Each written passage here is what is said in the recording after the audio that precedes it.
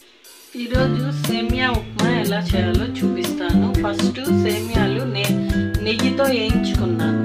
వేయించుకొని పక్కన పెట్టుకొని ఇప్పుడు తాలింపు గింజలు వేసుకోవాలి. గింజలు ఫస్ట్ శనక్కాయ పప్పు వేసుకున్నాను.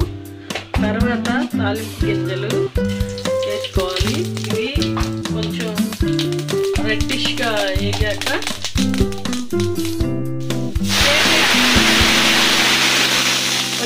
ఈ గ్లాస్తో నీళ్ళు తీసుకుంటున్నాను. ఎక్కువ నీళ్ళు పోయకూడదు, మెత్తగా అయిపోయింది అన్నమాట. ఇది పొంగొచ్చాక అలాగే సాల్ట్ వేసుకోండి. ఇప్పుడే సాల్ట్ వేసుకోండి, మీకు సరిపోయినంత సాల్ట్ వేసుకోండి.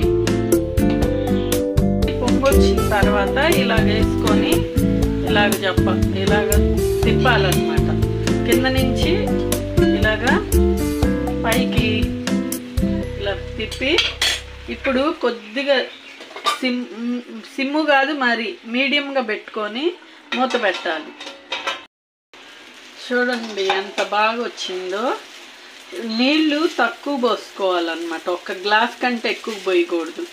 ఎందుకంటే సేమియా మెత్తగా అయిపోద్ది. అందుకని ఇట్లా పలుకుగా చక్కగా ఉండాలి.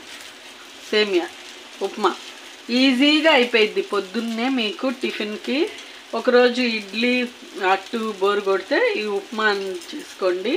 ఈజీగా కాలేజీకి వెళ్ళడానికి కానీ పిల్లలకి స్కూల్కి వెళ్ళడానికి కానీ తొందరగా అయిపోయిద్ది. చక్కగా తింటారు. ఇవన్నీ మళ్ళీ జీడిపప్పు నా దగ్గర లేదు, స్కిప్ చేస్తున్నాను. అందుకని మీరు ఉంటే వేసుకోండి, జీడిపప్పు కూడా వేసుకోండి నేతిలో వేయించి. ఇట్లా అయిపోయింది. మీకు కూడా నచ్చితే లైక్ కొట్టండి, షేర్ చేయండి, సబ్స్క్రైబ్